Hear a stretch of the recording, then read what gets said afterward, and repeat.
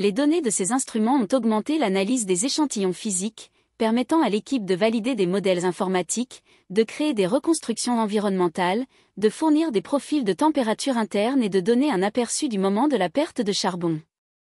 Environ 200 échantillons d'AFCOA ont été retirés du bouclier thermique Artemis I au Marshall Space Flight Center de la NASA en Alabama pour analyse et inspection. L'équipe a effectué une évaluation non destructive pour voir à l'intérieur du bouclier thermique. L'une des conclusions les plus importantes de l'examen de ces échantillons était que les zones locales d'AFCOA perméables, qui avaient été identifiées avant le vol, n'avaient pas connu de fissuration ou de perte de charbon. Étant donné que ces zones étaient perméables au début de l'entrée, les gaz produits par ablation ont pu s'évacuer de manière adéquate, éliminant l'accumulation de pression, la fissuration et la perte de char. Un bloc d'essai d'AFCOA fait l'objet d'un test de pulsation thermique à l'intérieur d'une chambre d'essai à jet d'arc au centre de recherche AM de la NASA en Californie. L'article d'essai, configuré avec des sections AFCOA perméables, supérieures, et non perméables, inférieures, pour comparaison, a permis de confirmer la compréhension de la cause profonde de la perte de matériel AFCOA carbonisé que les ingénieurs ont vu sur le vaisseau spatial Orion après le vol d'essai Artemis I au-delà de la Lune. Crédit, les ingénieurs de la NASA ont effectué 8 campagnes distinctes de tests thermiques après le vol pour soutenir l'analyse de la cause profonde, effectuant 121 tests individuels. Ces tests ont eu lieu dans des installations aux capacités uniques à travers le pays, y compris l'installation de chauffage aérodynamique du complexe Arc-Jet-Dam pour tester les profils de chauffage convectif avec divers gaz de test. Le laboratoire d'évaluation des matériaux durcis au laser de la base aérienne de Wright-Patterson dans l'Ohio pour tester les profils de chauffage radiatif et fournir une radiographie en temps réel, ainsi que l'installation de chauffage d'interaction d'âme.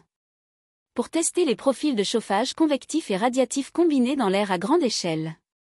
Les experts aérothermiques ont également mené 2 campagnes d'essais en soufflerie hypersonique au Langley Research Center de la NASA en Virginie et aux installations d'essais aérodynamiques du Kubrick à Buffalo, New York, pour tester une variété de configurations de perte de carburant et améliorer et valider les modèles analytiques. Des tests de perméabilité ont également été effectués à Crato en Alabama, à l'Université du Kentucky et à Ham pour aider à caractériser davantage le volume et la porosité élémentaire de l'AFCOA. L'installation d'essai Advanced Light Source, 1 US. L'installation de l'utilisateur scientifique du ministère de l'Énergie au Lawrence Berkeley National Laboratory a également été utilisée par les ingénieurs pour examiner le comportement de chauffage de l'AFCOA au niveau de la microstructure. Au printemps 2024, la NASA a mis en place une équipe d'examen indépendante pour effectuer un examen approfondi du processus d'enquête, des résultats et des résultats de l'agence. L'examen indépendant a été dirigé par Paul Hill, un ancien dirigeant de la NASA qui a été directeur principal du vol de la navette spatiale pour Return to Flight après l'accident de Columbia, a dirigé la direction des opérations de mission de la NASA et est actuellement membre du comité consultatif sur la sécurité aérospatiale de l'agence. L'examen a eu lieu sur une période de 3 mois pour évaluer l'état post-vol du bouclier thermique, les données de l'environnement d'entrée, la réponse thermique de l'ablateur et l'avancement de l'enquête de la NASA. L'équipe d'examen était d'accord avec les conclusions de la NASA sur la cause technique du comportement physique du bouclier thermique. Heat Advancement SD pendant Artemis I, l'équipe d'enquête a reproduit avec succès l'environnement de trajectoire d'entrée Artemis I dans les installations de jet d'arc du centre de recherche AM de la NASA en Californie. Leurs observations ont révélé une diminution significative des taux de chauffage pendant les intervalles entre les plongeons dans l'atmosphère. Par conséquent, l'énergie thermique s'est accumulée dans le matériau AFCOA du bouclier thermique, ce qui a conduit à l'accumulation de gaz inhérents au processus d'ablation attendu. Cependant, le matériau AFCOA manquait de perméabilité, provoquant l'accumulation de pression interne. Cette pression a finalement entraîné la fissuration et l'excrétion inégale de la couche externe. Le vaisseau spatial Artemis II Orion est retiré de la cellule d'assemblage finale et d'essai du système, FAST, et placé dans la chambre d'altitude ouest à l'intérieur du bâtiment des opérations et de la caisse du Centre spatial Kennedy de la NASA en Floride le 28 juin 2024. À l'intérieur de la chambre d'altitude, l'engin spatial a subi une série de tests simulant les conditions de vide dans l'espace lointain. Crédit photo, NASA Rad Signac. Lisez cette histoire en espagnol ici. Après une analyse et des tests approfondis, la NASA a identifié la cause technique de la perte de charbon inattendue sur le bouclier thermique du vaisseau spatial Artemis I Orion. Les ingénieurs ont déterminé que lorsqu'Orion revenait de sa mission non habitée autour de la Lune, les gaz générés à l'intérieur du matériau extérieur ablatif du bouclier thermique appelé AFCOA n'étaient pas en mesure de se ventiler et de se dissiper comme prévu. Cela a permis à la pression de s'accumuler et de se fissurer, provoquant la rupture d'un matériau carbonisé à plusieurs endroits.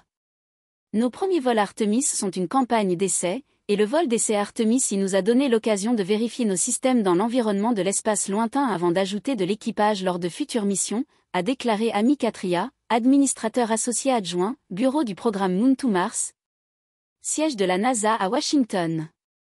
L'enquête sur le bouclier thermique nous a permis de comprendre pleinement la cause et la nature du problème, ainsi que le risque que nous demandons à nos équipages de prendre lorsqu'ils s'aventurent sur la Lune. Les équipes de résultats ont adopté une approche méthodique pour comprendre et identifier la cause profonde du problème de perte de char, y compris l'échantillonnage détaillé du bouclier thermique Artemis, l'examen des images et des données des capteurs sur le vaisseau spatial, ainsi que des tests et analyses approfondies au sol. Pendant Artemis, les ingénieurs ont utilisé la technique d'entrée de guidage de saut pour ramener Orion sur Terre. Cette technique offre plus de flexibilité en étendant la portée qu'Orion peut voler après le point de rentrée à un point d'atterrissage dans l'océan Pacifique. En utilisant cette manœuvre, Orion a plongé dans la partie supérieure de l'atmosphère terrestre et a utilisé la traînée atmosphérique pour ralentir. Orion a ensuite utilisé l'ascenseur aérodynamique de la capsule pour sortir de l'atmosphère, puis rentrer pour la descente finale sous les parachutes pour atterrir. En utilisant les données de réponse matérielle AFCOA d'Artemis, l'équipe d'enquête a pu reproduire l'environnement de trajectoire d'entrée Artemis, un élément clé de la compréhension de la cause du problème, à l'intérieur des installations de jet d'arc du centre de recherche AM de la NASA en Californie. Ils ont observé que pendant la période entre les plongeons dans l'atmosphère, les taux de chauffage diminuaient et l'énergie thermique s'accumulait à l'intérieur du matériau AFCOA du bouclier thermique. Cela a conduit à l'accumulation de gaz qui font partie du processus d'ablation attendu. Parce que l'AFCOA n'avait pas de perméabilité, la pression interne s'est accumulée et a conduit à la fissuration et à l'excrétion inégale de la couche extérieure. Après que le vaisseau spatial Orion de la NASA ait été récupéré à la fin du vol d'essai Artemis et transporté au centre spatial Kennedy de la NASA en Floride, son bouclier thermique a été retiré du module d'équipage à l'intérieur du bâtiment des opérations et de la caisse et tourné pour inspection. Crédit, les équipes de la NASA ont effectué des tests approfondis au sol pour reproduire le phénomène de saut avant Artemis. Cependant, ils ont testé à des taux de chauffage beaucoup plus élevés que ceux que le vaisseau spatial a connus en vol. Les taux de chauffage élevés testés sur le sol ont permis au charbon perméable de se former et de s'ablater comme prévu, libérant ainsi la pression du gaz. Le chauffage moins sévère observé lors de la rentrée réelle d'Artemis a ralenti le processus de formation de char, tout en créant des gaz dans la couche de charbon. La pression de gaz s'est accumulée au point de fissurer l'AFCOA et de libérer des parties de la couche carbonisée.